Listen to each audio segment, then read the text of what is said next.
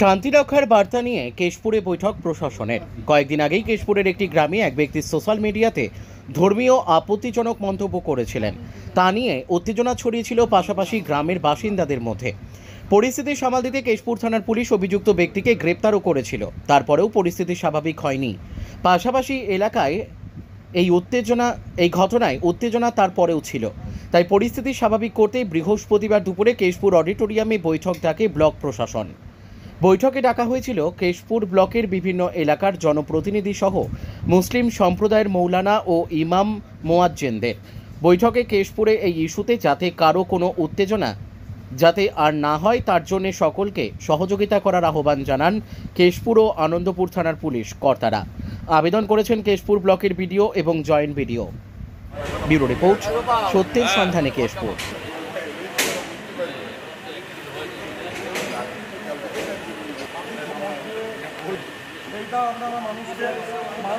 যে রওশন বাবু যে হুজুর সাল্লাল্লাহু আলাইহি সাল্লামের সম্পর্কে কুবার্তার শেয়ার করেছিল, সেই সম্পর্কে যে থানা ঘেরাও করে একটা বিশৃঙ্খলা ঘটেছিল বা অদ্ভুত পরিস্থিতি ঘটেছিল, সেটা সমাধান কি করে করা যায় তার জন্য প্রশাসন, জমিয়ত উলামায়ে হিন্দ এবং কেশপুর এলাকার নেতৃবৃন্দদের এবং প্রশাসনিক উচ্চ পর্যায়ে অফিসারদেরকে ডেকে একটা সমাধান করার রাস্তা খোঁজার জন্যে কেশপুর থানার ওসি ডেকেছিলেন। প্রশাসনের একটাই উদ্দেশ্য সম্প্রীতি বজায় রেখে মানুষ চলবে, তাই তো? কেশপুর থানায় যেন বিশৃঙ্খলা না হয়, অশান্তি না হয়, সেটার প্রমোশন কি করে করা যায় সেই জন্য। আপনারা কি বুঝতে পারছেন কেশপুরের মানুষদিকে কেউ উস্কানিমূলক কথা বলছে? আপনাদের ধারণা? এখন পর্যন্ত আমরা সঠিক জায়গাতে পৌঁছতে পারিনি বা প্রশাসনও পৌঁছতে পারেনি যে এর পিছনে কোনো নেতৃত্ব রয়েছে। তবে ওই শেয়ার করার ব্যাপারে শুধু কেশপুর থানা নয়, পুরো ভারতবর্ষ জুড়ে একটা উস্কানিমূলক কর্মকাণ্ড চলছে, যাতে ভারতবর্ষে একটা হিন্দু মুসলমান সাম্প্রদায়িক গণ্ডগোল বা মুসলমানের মধ্যে বা হিন্দুর মধ্যে গণ্ডগোল লেগে যায়। এ ধরনের একটা ডিভাইড অ্যান্ড রুল কেন্দ্র সরকার সবসময় চেষ্টা চালাচ্ছে, তার বাহক রাজ্য চেষ্টা চালাচ্ছে। আপনার নাম? আমার নাম আসগর আলী। কী দায়িত্বে? কী দায়িত্বে আছে? দায়িত্ব কেশপুর বা মেদিনীপুর জেলার জমিয়ত উলামায়ে হিন্দের পৃষ্ঠপোষক। নবী সাল্লাল্লাহু আলাইহি সাল্লামকে নিয়ে যে কুরুচিকর মন্তব্য করেছে, সেই জন্য একটা বিশৃঙ্খলা সৃষ্টি হতে চেয়েছিল।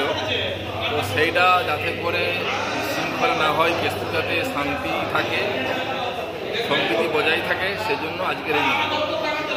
পুলিশ প্রশাসন কি বার্তা দিল এই মিটিং থেকে? পুলিশ প্রশাসন শান্তির বার্তা দিচ্ছে, যাতে যেরকম পূর্বেও কেশপুরে শান্তি বজায় আছে, আগামীতে যেন থাকে, প্রশাসনের পক্ষ থেকে এই বার্তা। কেউ কি উস্কানিমূলক কেশপুরকে অশান্তি করার চেষ্টা করছে? আপনাদের কি ধারণা? কেশপুরে প্রশাসন চেষ্টা করছে যে এর পেছনে কেউ আছে নাকি। তবে ভারতবর্ষে তো একটা অশুভ শক্তি কাজ করছে, যাতে করে মুসলমান বা অন্যান্য সম্প্রদায়ের সঙ্গে একটা যেন অশান্তি হয়, যাতে করে ভারতবর্ষের যে ঐতিহ্য যেন নষ্ট হয়, এটা বরাবর একটা কাজ করছে। বিশেষ করে বিজেপি সরকার এটা কাজ করছে। প্রশাসন কেশপুরের প্রশাসন এবং পুলিশ প্রশাসন চাইছে কি একে অপরকে ভালোবেসে মহব্বত করে চলে। তাই কেশপুর বরাবর হিন্দু, মুসলিম, আদিবাসী আমরা শান্তি শৃঙ্খলার সঙ্গে বসবাস করছি, যাতে করে সম্প্রীতি বজায় থাকে, এটা প্রশাসন চেষ্টা করছে। আপনার নাম? আমার নাম মুশতাক আহমেদ। তার সাথে সাথে বলি, নবী সাল্লাল্লাহু আলাইহি সাল্লামকে আমরা জীবনের থেকে ভালোবাসি, কিন্তু আমরা আন্দোলন করব সংবিধান যে আছে, সংবিধান মেনে গণতান্ত্রিকভাবে আমরা আন্দোলন করব। যেখানে যা ডেপুটেশন দিতে হয় দেব, কিন্তু আমরা নবী সাল্লাল্লাহু আলাইহি সাল্লামের উপরে কেউ বিরূপ মন্তব্য করবে এটা আমরা মেনে নেব না। কিন্তু আমাদের পদ্ধতি আছে, সেই পদ্ধতি আমরা মানি, ভারতবর্ষের আইন মানি, সংবিধান মানি, সেই সংবিধান